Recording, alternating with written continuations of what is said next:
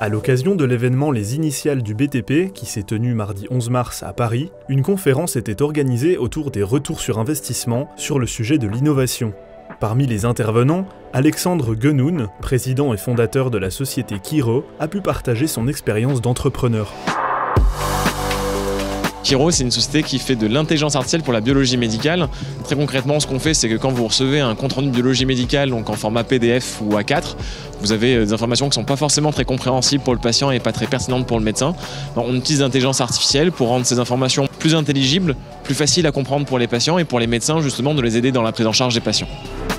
Dans le cadre des initiales du BTP, l'objectif c'était justement de pouvoir parler d'innovation et d'apporter un regard un petit peu nouveau dans une autre industrie que le BTP avec l'intelligence artificielle et la santé, et pour pouvoir apporter un regard un peu différent sur les questions d'innovation et notamment de retour sur investissement de l'innovation, de financement de l'innovation, et comment du point de vue de l'entrepreneur on pouvait avoir justement cette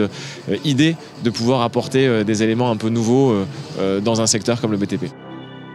L'innovation et l'investissement, c'est à la fois une question, nous au quotidien, de travail avec les équipes pour pouvoir avancer, pour pouvoir recruter, mais également de pouvoir travailler avec des institutionnels,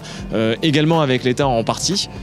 donc soit via BPI-France, soit également via le SGPI, puisque Kiro c'est une société qui est French Tech 2030 et donc accompagnée dans le cadre de France 2030 par l'Agence d'innovation en santé. Et donc l'innovation aujourd'hui chez Kiro, c'est mettre en commun différentes parties prenantes, que ce soit les gens chez Kiro, mais également les institutions, les investisseurs, et puis bien évidemment les utilisateurs et nos clients.